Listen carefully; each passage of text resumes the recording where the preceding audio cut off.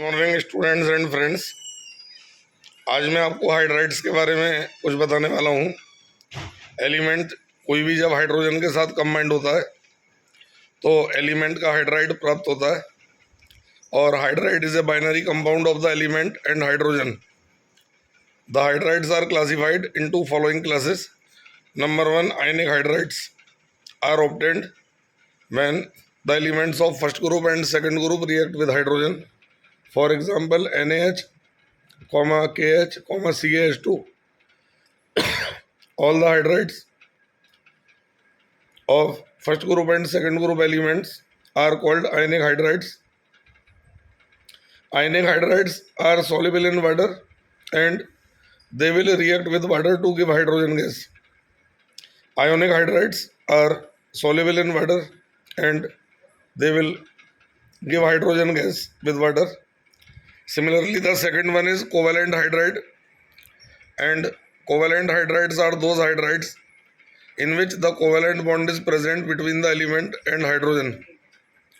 And covalent hydrides may be soluble in water, may be insoluble in water, but they will not give hydrogen gas with water. These are mainly obtained by the non-metals, while the ionic hydrides are obtained by the metals. Covalent hydrides are obtained by the non-metals. Now, the number 3 is interstitial hydride. इंटरस्टिडियल hydride में hydrogen का reaction element से नहीं होता है and जो atom के बीच की vacant space होती है उसमें हाइड्रोजन गैस एब्जॉर्ब हो जाती है और इंटरस्टिडियल हाइड्राइड्स प्राप्त होते हैं। तो all the D block elements and all the F block elements being larger in size have large vacant space between the atoms and in this vacant space the hydrogen can be filled and interstitial hydrides are obtained. And next one, the fourth one is mixed hydride, MIXED, mixed hydride। और mixed hydride में जो mix hydride होते हैं वो दो hydride का mixture होते हैं। और for example LiH plus AlH3 will give LiAlH4, NaH plus BH3 will give NaBH4। These four types of hydrides are generally asked in the 11th class periodic table chapter and in NEET and in JEE examinations। इसके बाद एक topic आता है nature of oxides. तो कोई भी element जब oxygen से रिएक्ट होगा तो प्राप्त होने वाला बाइनरी कंपाउंड ऑक्साइड कहलाएगा। whenever any element react with oxygen, then the binary compound obtained is known as oxide। And we must know that all the metal form basic oxides, all the metalloids form amphoteric oxides। Amphoteric means it will contain both acidic and basic character, and all the non-metals react with oxygen to form the acidic oxides। In moving down the group, basic character of the oxide is increased। Group में ऊपर से नीचे आने पर oxide का basic character बढ़ जाता है and in moving left to right the acidic character of the oxide is increased because the non-metallic character increases and all the non-metals are placed in the right hand side of the periodic table and they will form the acidic oxide।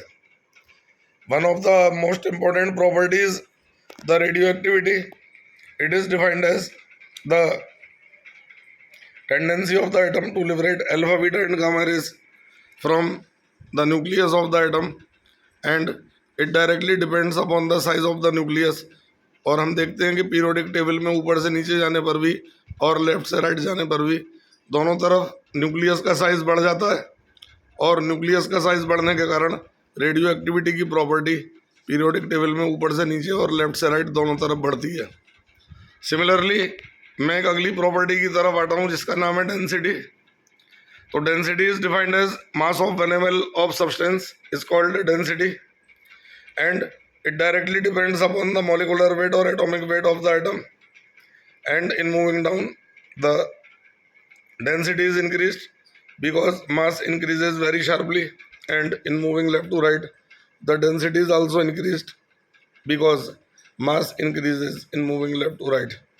Density और radio activity दो ऐसी properties हैं जिनका trend ऊपर से नीचे और left से राइट में सिमिलर रहता है।